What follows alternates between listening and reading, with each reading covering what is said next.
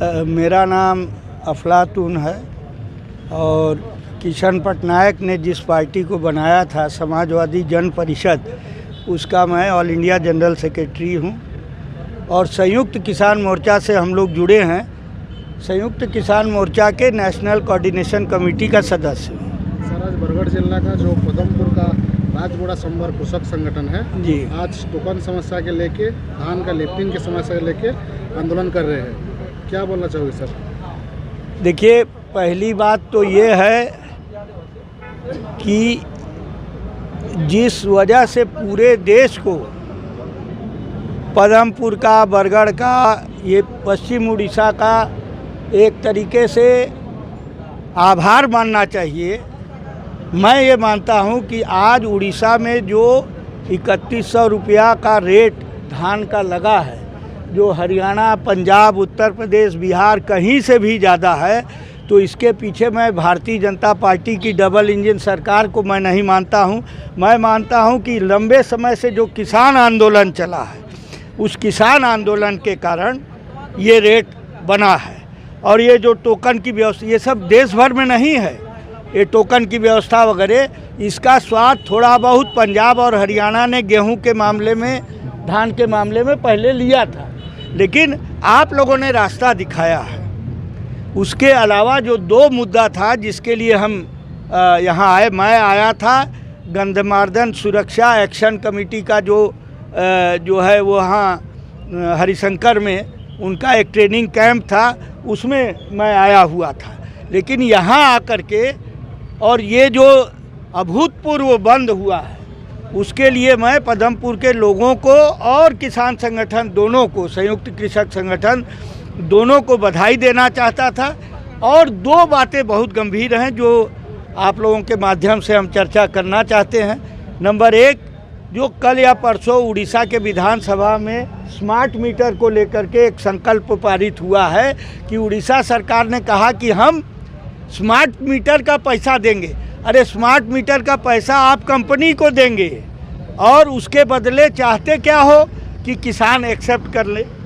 देश भर का किसान नेता यहाँ आपके इलाके में आया था ये देखने के लिए कि कौन सा इलाका है, स्मार्ट मीटर तो पूरे देश में लागू होने जा रहा है, जिसका विरोध हो रहा है। लेकिन सबसे सफल विरोध अगर हुआ था तो ये इस इलाके के लोगों के द्वारा हुआ था, जहाँ किसान ने स्वेच्छा से स्मार्ट मीटर निकाल करके और टाटा पावर के ऑफिस के सामने इकट्ठा कर दिया था। तो ये उस चीज़ का, उसको नलीफाई करने के लिए असेंबली में पारित किया है कि किसी तरह से किसान मान ले। इसमें मैं ये चेतावनी देना चाहता हूँ कि वो स्मार्ट मीटर ऐसे चुटकी बजा के प्रीपेड स्मार्ट मीटर बन जाएगा। प्रीपेड स्मार्ट मीटर माने नया मशीन नहीं, वही मीटर रहेगा जिसके लिए मोहन मांझी सरकार पैसा दे रही है। और वो होगा क्या, जैसे मोबाइल है, पैसा ख़त्म हो जाता है, इनकमिंग भी बंद, आउटगोइंग भी बंद। स्मार्ट मीटर का प्रीपेड का पैसा ख़त्म हो जाएगा। आपका सिंचाई का मौसम हो, कोई भी मौसम हो, वो आपका अचानक केवल आपका कटेगा। तो ये परिस्थिति न आए, इसके प्रति भी मैं चाहता हूँ कि संयुक्त कृषक संगठन जो है वो सचेत रहे, सावधान रहे।